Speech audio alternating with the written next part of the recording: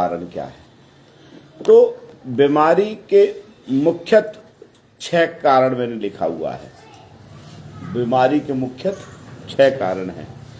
पहला कारण है श्राप। पहला कारण क्या है? श्राप। ये श्राप जो हमारे बाप दादों से चले आ रहे हैं, और श्राप चलते हैं तकरीबन 7 पीढ़ी। कितने पीढ़ी? 3 पीढ़ी भी चलते हैं, 7 पीढ़ी भी चलते हैं। और यीशु मसीह ने जो कलवरी क्रूस पर जो लकड़ी पर लटकाए गए, गलतियों में लिखा हुआ है, वह जो काठ पर लटकाया गया, काठ मतलब लकड़ी, काठ पर लटकाया गया, वो हमारे लिए श्रापित बना। हमारे सारा श्राप को यीशु मसीह ने अपने ऊपर ले लिया। इस बात को हमें क्या करना है? विश्वास करना है कि यीशु मसीह ने श्राप को प्रेज़ द लॉर्ड ले लिया है। तो एक श्राप एक बहुत बड़ा कारण है जिसको लोग समझ नहीं सकते, और उसको समझने के लिए हम नहीं मालूम कि मैंने पाप किया या देखिए क्या हुआ, देखिए क्या किस वजह से हमारे जीवन में कुछ कुछ ऐसे श्राप भी होते हैं जो हमारे बाप दादे करते हैं, और उसका भुगतान जब दौलत मेरी दौलत मेरे बच्चे इस्तेमाल करेंगे तो मेरा किया हुआ भी मेरे बच्चे भुगतेंगे। मेरे बच्चे भुगतेंगे किया हुआ। जब दौलत हमने इस्तेमाल करी है तो वो भी भुगतेंगे। लेकिन क्या है कि उस बात को हम लोग समझते नहीं हैं, और वचन में लिखा हुआ है कि श्राप की वजह से हमारे जीवनों में बीमारी आती है। और दूसरा एक बात और है, लूका 11 अध्याय का 14 वचन अगर हम पढ़ेंगे, प्रेज़ द लॉर्ड, लूका 11 का 14, मैं वो 2-3 वचन पढ़वाना चाहता हूँ जल्दी जल्दी, और मैं खुद पढ़ूंगा। लूका 11 का 14 में इस प्रकार लिखा हुआ है। आज की उपवास प्रार्थना में हम इस बात को मनन कर रहे हैं। प्रेज़ द लॉर्ड, 11 का 14 में लिखा हुआ है। फिर उसने एक गूंगी दुष्ट आत्मा को निकाला। फिर यीशु मसीह ने एक गूंगी दुष्ट आत्मा को निकाला। जब दुष्ट आत्मा निकल गई, हाँ निकल गई, तो गूंगा बोलने लगा। गूंगा बोलने लगा, और लोगों को अचंभा हुआ। हाँ, परंतु उनमें से कुछ ने कहा, यह तो बालक। हाँ अब देखिए यहाँ 2 बातें हैं। पहला श्राप, पहला श्राप, और दूसरा है दुष्ट, यानी कि शैतान भी हमारी जिंदगी में बीमारी को लेके आता है, और दुष्ट जो बीमारी लेके आता है उसका एक चिन्ह है। दुष्ट जो बीमारी लेके आता है उसका क्या है? एक चिन्ह है, और वो चिन्ह ये है कि जब दुष्ट में वो बीमारी लेके आता है कि आप दवा खाओगे, दवा का असर नहीं है, और आप अल्ट्रासाउंड कराओगे, सीटी स्कैन कराओगे, तो उसमें कुछ निकलने वाला नहीं है। जब आप दवा कराओगे तो दवा का असर नहीं होता। ये दुष्ट के अंदर एक प्रवृत्ति होती है कि वो जब आप प्रेज़ द लॉर्ड, दुष्ट जब बीमारी भेजता है, या दुष्ट आत्मा के द्वारा जो बीमारियां आती हैं, या शैतान के द्वारा बीमारी होती है। आपने देखा होगा कि बहुत से लोग कहते हैं साहब मेरे बड़ा दर्द है, पेट में बहुत दर्द है, अल्ट्रासाउंड कराओ तो उसमें कुछ ना निकलना, डॉक्टर ने दवा दे दिया, खाने से कुछ निकल नहीं रहा। लेकिन प्रार्थना जैसी होगी तो वो प्रार्थना के बाद वो बंदा ठीक हो जाएगा। तो इसका मतलब क्या है? प्रार्थना का असर है, ना अल्ट्रासाउंड का असर है, ना होम्योपैथिक का है, ना एलोपैथिक का असर है, लेकिन प्रार्थना का जरूर असर है। इट मीन्स ये मैं आपको बताना चाहता हूं आज के जो प्रेज़ द लॉर्ड सब्जेक्ट से, कि बीमारी का कारण और निवारण। फर्स्ट ऑफ ऑल पहला कारण है, मैंने बताया श्राप। दूसरा कारण मैंने आपको बता रहा हूं कि हमारे जीवन में दुष्ट जब हरकत करता है, अभी हमने पढ़ा कि अभी क्या पढ़ा 11 का 14 में, बेटा पढ़ना। फिर उसने गूंगी दुष्ट आत्मा को निकाला। फिर उसने गूंगी दुष्ट आत्मा को निकाला। जब दुष्ट आत्मा निकल गई, जब दुष्ट आत्मा निकल गई तो गूंगा बोलने लगा। हाँ, गूंगा बोलने लगा। तो इसका मतलब जब तक दुष्ट आत्मा निकलेगी नहीं, जब तक दुष्ट के द्वारा बीमारी निकलेगी नहीं, तब तक बोलेगा नहीं। इसमें पहला श्राप के कारण है। एक कहानी बाइबल में भी आई है श्राप की वजह से, मैं थोड़ा सा और उसको डिक्लेयर कर रहा हूँ श्राप वाले को। पहले इस श्राप वाले को क्या डिक्लेयर कर रहा हूँ कि एक बार यीशु मसीह के पास एक अंधा आया। यीशु मसीह के पास जब बच्चा आया तो लोगों ने बोला कि यीशु मसीह ये अंधा क्यों पैदा हुआ। क्या इसने पाप किया या इसके माँ बाप ने पाप किया या इसके ऊपर कोई श्राप है, बता दे। तो वहां पर 3 बातें क्लियर हो गई। इसका मतलब इसने पाप किया, इट मीन्स पहली चीज क्या है, पाप की वजह से बीमारी। इसके माँ बाप ने पाप किया, इसका मतलब माँ बाप का किया हुआ श्राप। ये क्यों अंधा पैदा हुआ, तो यीशु मसीह ने उसका तीसरा कारण बताया, ना ये माँ बाप इसने पाप किया ना इसके माँ बाप ने पाप किया। ये इसलिए बीमारी आई ताकि ये ठीक हो, तो इसकी वजह से परमेश्वर के नाम को महिमा मिले। तो 3 कारण बता दिए यीशु मसीह ने बीमारी के लिए। फर्स्ट ऑफ ऑल श्राप, दूसरा उसके पाप, तीसरा परमेश्वर की महिमा। 3 बात आ गई ना, श्राप, प्राप, पाप, महिमा। तो अभी आपका जीवन में अगर कोई प्रॉब्लम है, या तो श्राप है या पाप है या परमेश्वर की महिमा के लिए है। और मैं बोलता हूं परमेश्वर की महिमा के लिए ही होना अच्छा, न श्राप। क्योंकि श्राप तो हमारे जीवन में जब हमने यीशु मसीह पर विश्वास किया है तो श्राप कट गए हैं, श्राप तो कट गए। यीशु मसीह विश्वास किया है, पापों की क्षमा मांगी। क्योंकि बपतिस्मे का मतलब क्या होता है, ये नहीं कि मैंने आपको डुबो दिया। बपतिस्मे का मतलब है आपने पापों की क्षमा मांगी, मन फिराव किया, फिर बपतिस्मा लिया है, तो आपके श्राप तो कट गए। अब आ जाते हैं पाप। पाप श्राप बपतिस्मा से नहीं करते, पाप बपतिस्मा से नहीं करते। पाप को काटने के लिए क्या करना पड़ेगा, आपको प्रार्थना के साथ मन फिराव करना पड़ेगा। है, पहले बीड़ी पीते थे, बीड़ी छोड़कर पूरी तरीके से प्रभु में आना है। झूठ बोलते थे, झूठ बोलना छोड़कर पूरी तरीके प्रभु में आना है। एक वचन और है, यूहन्ना 5:14 में लिखा हुआ है कि एक व्यक्ति को चंगा कर दिया यीशु मसीह ने, जो 38 साल से बीमार था। कितने साल से? 38। और जो 38 साल से बीमार वाला व्यक्ति था ना, वो लोगों के चक्कर में रहता था। हमेशा मैंने बताया, इस वचन को कई बार बोल चुका हूँ, लोगों के ऊपर डिपेंड रहता है। डिपेंड, वो आएंगे तो मुझे कुंड के पास लेकर जाएंगे, मतलब हम कुछ ना करेंगे, हम कुछ ना करेंगे। वो क्या करते थे, वो आएंगे और हमें कुंड के पास लेके जाएंगे। और यीशु मसीह ने बोला, बड़ा ढीठा आदमी, 38 साल से एक जगह पड़ा हुआ, सरक भी नहीं रहा। अगर वो सरकते अब 38 साल में इतना तो सरक लेता है, कुंड तक पहुंच जाए। यीशु मसीह ने उसके पास आए और यीशु मसीह ने आके बोला, हाँ भैया, तो ठीक होना चाहता है? तो कह रहा, मेरे पास कोई इंसान ही नहीं है। इसका मतलब ये व्यक्ति जो यूहन्ना 5 में लिखा हुआ है, ये इंसान पे डिपेंड था। मतलब पादी साहब आएंगे तो दुआ करेंगे, हम तो खुद दुआ ना करेंगे, हम तो मैच देखेंगे और पाई साहब हमारे लिए दुआ करेंगे। हम पाई साहब को ना देते 1000 रुपये महीना, हम पाई साहब को 5000 रुपये महीना देते हैं, वही तो दुआ करेंगे। भैया हमें भी तो करना है कुछ। मैं बच्चों की फीस जमा करता हूँ स्कूल में, और मैं कहूँ, अच्छा, मैंने तो अभी पिछले महीने 12,000 रुपये जमा करी, मेरे बच्चे फेल कैसे हुए? वो क्या, भैया हम पढ़ा रहे हैं, घुसड़ेंगे नहीं दिमाग में तुम्हारे बच्चे के, घुसड़ेंगे पढ़ाएंगे। उनका काम पढ़ाना, टीचर का घुसड़ने का काम नहीं है। और जब बच्चे फिर ऐसे ही रहते हैं, बड़े हो जाते हैं, फिर हम कहते हैं ये नकल करा दो।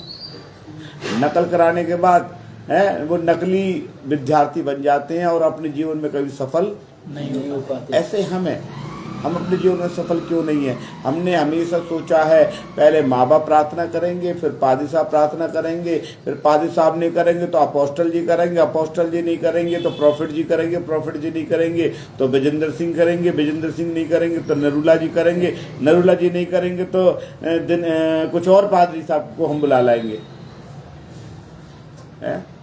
एक व्यक्ति ने मुझसे बोला, पादी साहब आप प्रार्थना करते हैं तो आप गिरा देते हैं लोगों को। तो मैंने बोला, मैं गिराता नहीं, लोगों को उठाता हूँ। मैंने गिराने का काम थोड़ी ना, गिराने काम शैतान का, मेरा काम तो उठाने का।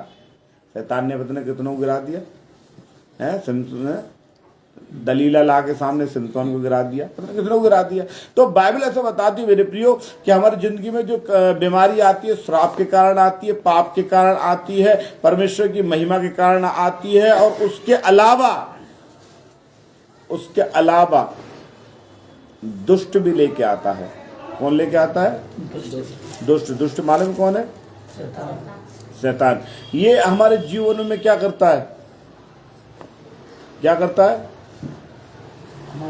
हमारे मन को भ्रमित करता है और हमारे जीवनों में बीमारियां लेके आता है। ठीक है, कितनी बात हो गई? 4। 5वीं बात, हमारी जिंदगी में बीमारी ऐसे भी आते हैं जो प्रभु बोझ लेते हैं। वचन में लिखा हुआ है, यदि तुम में से कोई अनुचित रीति से प्रभु बोझ ना ले, क्योंकि तुम में से बहुत तेरे बीमार, ऐसा लिखा हुआ है बहुत तेरे, पहला कुरिन्थियों 11 अध्याय में लिखा हुआ है 2 से 8 का 31 में लिखा हुआ है, तुम में से बहुत तेरे बीमार, मतलब तुम में से बहुत रोगी और बहुत सो भी गए। यदि हम अनुचित अपने आप को जांचते तो दंड ना पाते। इसका मतलब क्या है? अनुचित रीति से प्रभु बोझ भी नहीं लेना। अनुचित रीति कौन सी रीति? कि हम अरे आज तो कल शनिचर तक खूब दारू पिया, आज इतवार प्रभु बोझ नहीं ले रहे, फिर प्रभु बोझ के बाद शाम को फिर ले लेंगे। परमेश्वर कह रहा अच्छा, अनुचित मन में कुछ और है और प्रभु बोझ ले रहे हैं, पाप भी कर रहे। और आगे लिखा हुआ तुम प्रभु की मेज और दुष्ट आत्मा की मेज दोनों में शामिल नहीं हो सकते। इट मीन्स मेरे प्रियो, परमेश्वर का वचन ऐसा बताता है, ऐसा परमेश्वर का वचन बताता है, अनुचित रीति से ना लें, उससे भी बीमारी आती है। और प्रेज़ द लॉर्ड, उसके बाद मैंने बताया परीक्षा, जो और एक आदमी जब परीक्षा में पढ़ता है तो परीक्षा कैसे भी आ सकती है। याकूब में लिखा हुआ है परीक्षाओं के विषय में। प्रेज़ द लॉर्ड, में ज़्यादा वचन नहीं पढ़वा रहा, लेकिन आप विश्वास कर रहे हैं कि जो भी कुछ मैं बोल रहा हूँ वचन से बोल रहा हूँ, वचन के बाहर कुछ भी नहीं बोल रहा। हालेलुया। याकूब में तो ऐसा लिखा हुआ 1 अध्याय का 12 वचन में, धन्य है वह मनुष्य जो परीक्षा में स्थिर रहता है, क्योंकि वह खरा निकलकर जीवन का मुकुट पाएगा, जिसकी प्रतिज्ञा प्रभु ने अपने प्रेम करने वालों से की है। जब किसी की परीक्षा हो तो ये ना कहे कि मेरी परीक्षा परमेश्वर की ओर से होती है, क्योंकि वो ना तो बुरी बातों से परमेश्वर की परीक्षा हो सकती है और ना आप किसी की परीक्षा करता है, परंतु प्रत्येक व्यक्ति अपनी ही अभिलाषा में खिंचकर और फंसकर परीक्षा में पड़ता है। और लिखा हुआ है फिर अभिलाषा गर्भवती होकर पाप को जन्मती है, और पाप बढ़ जाता है तो मृत्यु को उत्पन्न करती है। तो परीक्षा भी एक है कि अगर परीक्षा किसी की हो रही है तो उसमें भी कष्ट, परेशानियां, बीमारियां आने का हो सकता है। इसलिए मेरे प्रियो, बीमारी के कारण आपका श्राप हो सकता है, दुष्ट आत्मा हो सकती है, आपके पाप हो सकते हैं, अनुचित रीति से प्रभु भोजन भी हो सकता है, और परीक्षा भी हो सकती है, और परमेश्वर की महिमा के लिए भी है। कि परमेश्वर की महिमा के लिए क्या, कभी कभी ऐसा होता है कि एक पादी साहब बीमार हो गए, अस्पताल में भर्ती हो गए। अब अस्पताल में भर्ती हो गए, अब जो अस्पताल में जब भर्ती हो गए पादी साहब, तो जो भी अस्पताल में आता पैसा बोलते, क्या हो गया भाई अपने बेड से? अरे साहब मुझे ये हो गया, वो हो गया। अच्छा ठीक है, हम तेरे लिए दुआ कर रहे हैं। अस्पताल में बेड से खड़े होते, उनके लिए दुआ करते, और ये उन्होंने दुआ कर करके अस्पताल से बहुत लोगों को ठीक और चले गए अस्पताल से। लेकिन वो पादी साहब के बारे में मैंने गवाही सुनी कि 11 साल पर भर्ती रहे। कितने साल? अब बोले तुम तो 11 साल भर्ती हो, तुमने दूसरों को कैसे ठीक किया?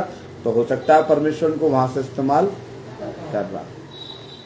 आप परमेश्वर के इस्तेमाल का तरीका हम नहीं जानते कैसे हो रहा है। Praise the Lord, hallelujah. इसलिए मेरे प्रियो, इसका निवारण क्या है? जब आपके जीवन में श्राप आए, इसका निवारण क्या है? जब आपके जीवन में पाप की वजह से, श्राप की वजह से, शैतान की वजह से, हालेलुया, अनुचित प्रभु भोजन की वजह से, या परमेश्वर की महिमा की वजह से, या परीक्षा की वजह से, किसी भी तरीके से आपके जीवन में बीमारी आए, तब आप क्या करें? तो परमेश्वर के वचन में इस प्रकार लिखा हुआ है, हालेलुया, भजन संहिता 30 अध्याय उसका 2 पद में लिखा हुआ है कि हे परमेश्वर यहोवा, मैंने तेरी दुहाई दी और तूने मुझे चंगा किया है।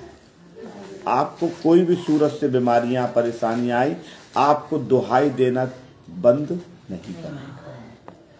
आप ना सोचें और प्रेसरोडम दुहाई देना नहीं छोड़ना है आपको कंटिन्यू। आपकी बीमारी का कोई भी कारण हो, चाहे श्राप हो, चाहे पाप हो, चाहे दुष्ट आत्मा की वजह से आपको बीमारियां लगी हो, चाहे जीवाणु कीटाणु की वजह से, शारीरिक कमजोरी की वजह से। आपको मालूम है ये भी मैंने उसको नोट किया है कि शरीर की कमजोरी की वजह से भी बीमारियां लगती हैं।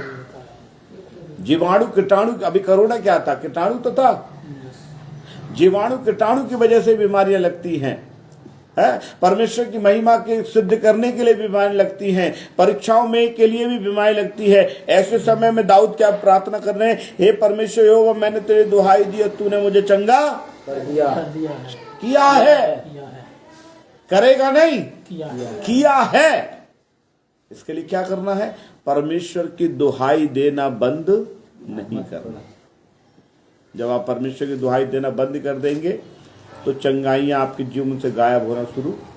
हम कहते हैं बहुत प्रार्थना कर लिया, बहुत प्रार्थना कर ली। नहीं, अभी प्रार्थना बहुत करी कहाँ है? बहुत प्रार्थना करी है। अब मैं आपको दशमांश का किस्सा बता रहा हूं। 24 घंटे में से 2 घंटा 40 मिनट हमारा दशमांश बैठता है। कितना? 2 घंटा 40 मिनट। ऐसा कौन है जो 2 घंटा 40 मिनट प्रार्थना करता है?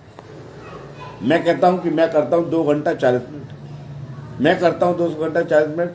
तो हमने क्या किया? जितना उसने समय दिया उसका दशमांश तो दे दिया। तो हमने कौन सा आसान कर दिया? अगर मैं 4 घंटा करूं तो मैंने उल्टा उधार परमेश्वर पे चढ़ा दिया। तो सही है। आपने मुझसे 100 रुपए लिए और 100 ही वापस कर दिए, तो कोई एहसान थोड़ी ना कर दिया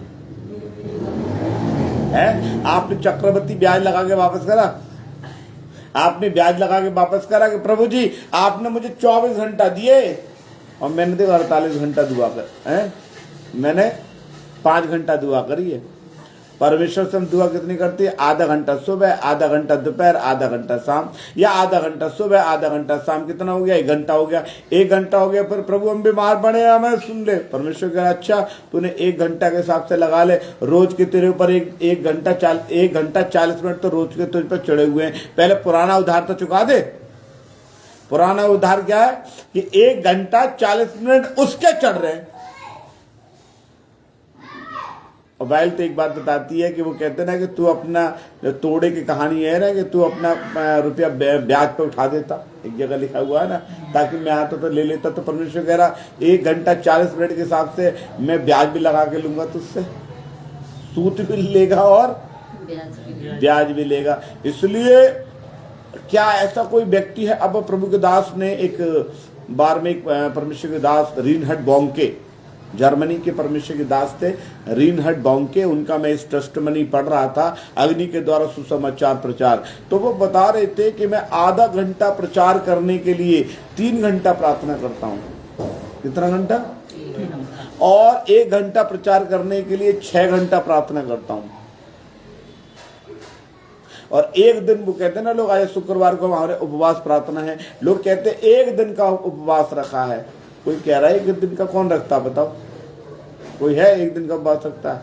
1 दिन का क्या मतलब हो गया? अगर आज सुबह 6 बजे से मैंने किया है तो पूरा दिन और पूरी रात में सुबह 6 बजे ही खोलूंगा।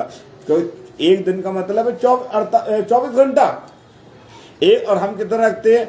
सुबह 6 बजे से रखेंगे, शाम के 5 बजे तक। कितना घंटा हो गया? हम 8 घंटा 9 घंटा कर रहे हैं। हम नौकरी समझ दिया हमने उपवास को। उपवास को क्या कहते हैं कि 9 घंटा 10 घंटा 12 घंटा इतना उपवास करते हैं। हमारे मैंने यूपी में खासकर नहीं देखा कि कोई 1 दिन का उपवास करता हो। 1 दिन का उपवास मैंने एक बार पास्टर के पास गया बरेली में, तो उन्होंने क्या किया, घुटने टेक कर पूरा 24 घंटा बैठकर प्रार्थना ही करते रहे। कोई भी व्यक्ति आ गया उससे बात नहीं किया, मोबाइल को उन्होंने हाथ नहीं किया लगाया। उनके पत्नी उनको डिस्टर्ब नहीं करती थी। मैं उनसे मिलने के लिए गया, उनकी पत्नी ने बोला पास्टर जी कल सुबह उठेंगे ये। मैंने बोला मुझे इनसे कुछ बात करनी है।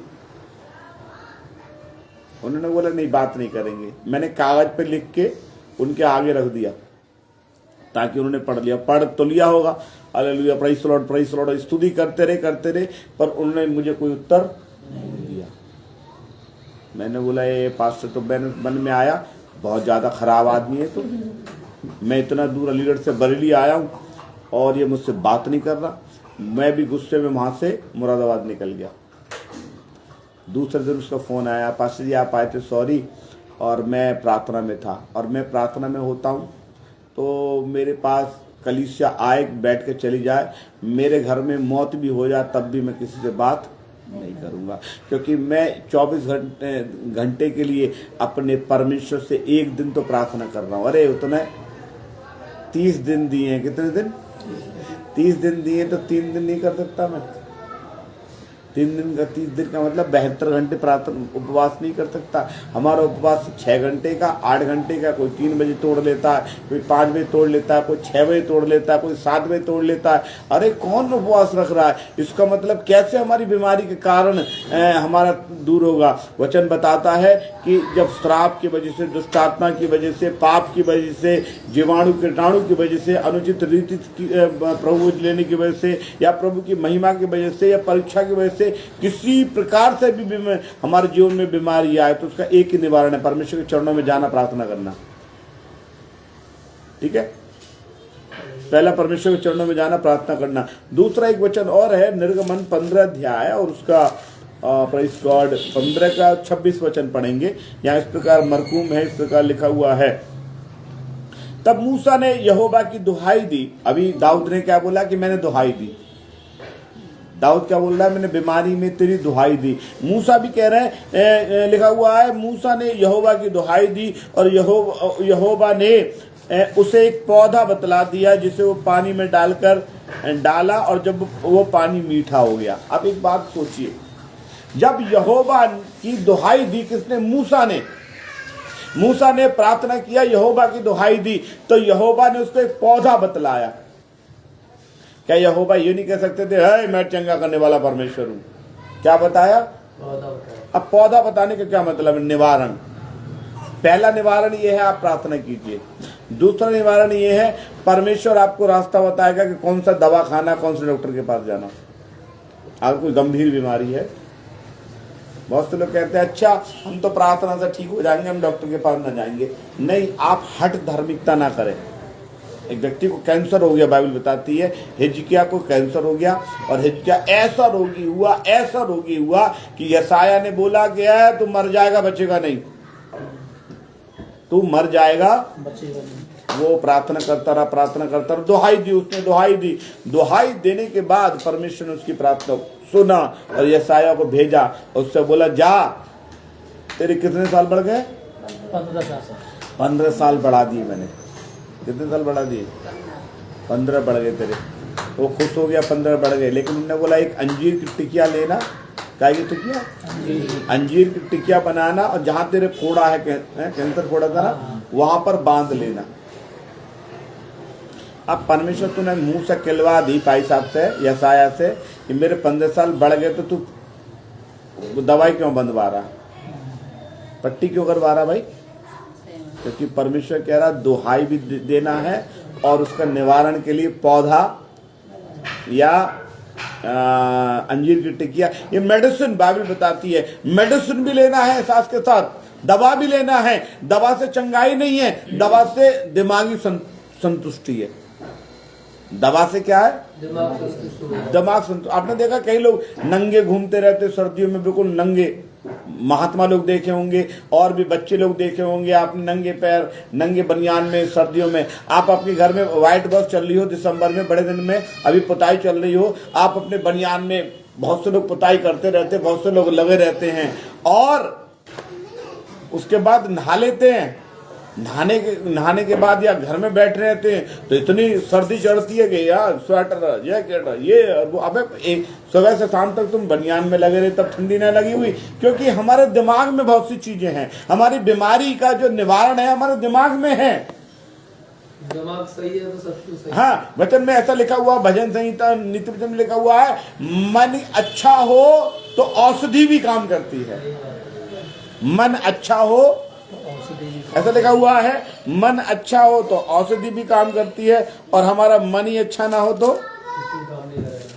कुछ भी काम नहीं करेगा। हमारा मन ही खराब है तो क्या करा जाए? ठीक है, मन अच्छा होना है। मन का क्या होना है? अच्छा होना है।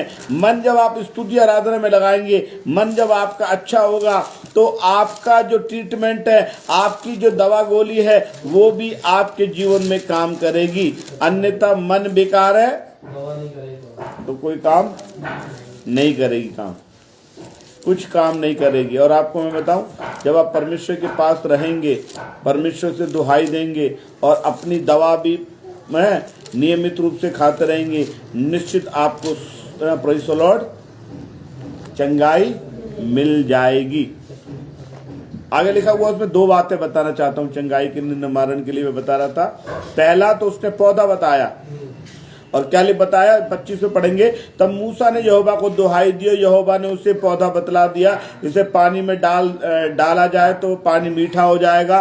फिर वही यहोवा ने उसके लिए एक विधि और नियम बनाए, और वही उसने यह कहकर उनकी परीक्षा ली, यदि तू अपने परमेश्वर के यहोवा का वचन तन मन से सुने और जो उसकी दृष्टि में ठीक है वही करे और उसकी आज्ञा पर कान लगाए, तो जितने उनकी विधियों को माने, तो जितने रोग मैंने मिस्रियों पर भेजे हैं उनमें से एक भी ना भेजूंगा, क्योंकि मैं तुम्हारा चंगा करने वाला यहोवा हूँ। तो उसमें दो बातें हैं, दवा भी लेना है और परमेश्वर की विधि विधान को भी मानना है। बाइबल क्लियर बोलती है, ये वचन में लिखा हुआ है, ये मैंने नहीं, बाइबल में लिखा हुआ है कि पौधा भी मतलब जो दवा भी लेना है और दुआ भी करना है, परमेश्वर की समीपता में भी जाना है। हम कभी कभी सोचते हैं, और देखो वचन में क्या लिखा हुआ है।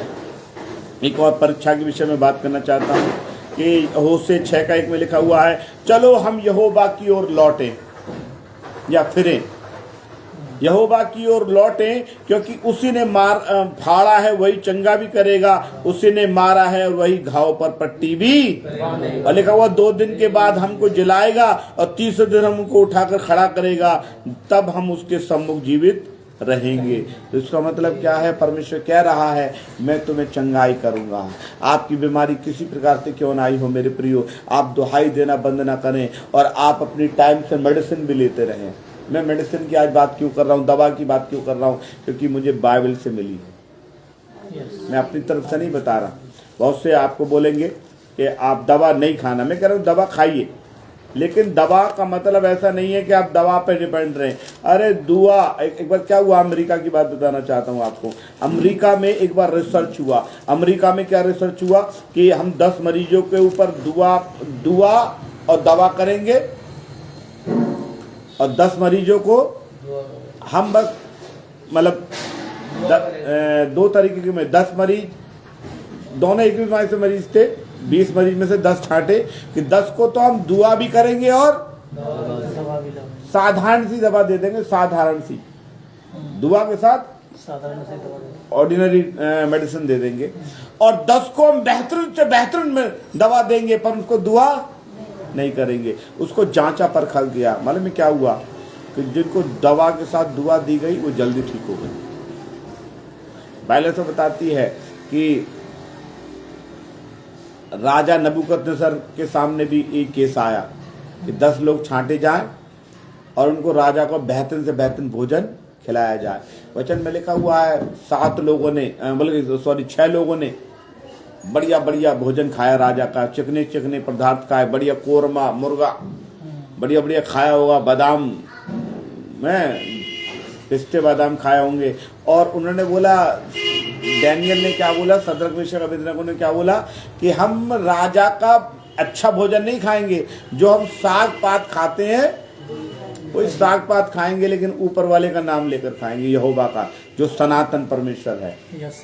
सनातन परमेश्वर यहोवा यीशु मसीह का नाम लेकर खाया। और आपको मालूम है 10 दिन के बाद राजा ने चेहरा देखा, तो जिन्होंने रूखा सूखा खाया प्रभु का नाम लेकर, उनके चेहरे ज्यादा रौनकदार थे। कारण क्या है? उनके रूखी रोटी में कौन मिल रहा था? परमेश्वर का नाम। और परमेश्वर का नाम है ना, वो प्रभावशाली दवा है। तो दाऊद जब लड़ने गया फिलिस्ती गोलियत से, तो उसने बोला तू तो तलवार सांग और भाला लेकर मेरे पास आता है, मैं परमेश्वर के नाम से आया हूँ। कैसे आया हूँ? नाम से आया हूँ। और उसी नाम का प्रयोग पतरस करता है कि सोना और चांदी तो मेरे पास नहीं। एक व्यक्ति जन्म का लंगड़ा था 42 साल का, कि मेरे पास सोना और चांदी तो नहीं है, मेरे पास क्या है? नाम है। यीशु के नाम से उठ चल फिर। और वचन में लिखा हुआ उसके टखनों में जान आ गई, वो छल कर खड़ा हो गया। उसके पास उन्होंने बोला सोना चांदी नहीं है, मेरे पास क्या है? नाम। मेरे पास परमेश्वर यीशु मसीह का नाम है। जब आप उस नाम का प्रयोग करेंगे, आपकी बीमारी का जितने भी कारण क्यों ना हो, उनका निवारण केवल यीशु नाम है। उसकी दुहाई है और कुछ नहीं है। इसलिए अगर आप दवा भी खाते हैं, यीशु के नाम से खाइए, आप निश्चित परमेश्वर आपको चंगाई देगा। आइए हम सब आपके लिए प्रार्थना करते हैं। धन्यवाद यीशु। और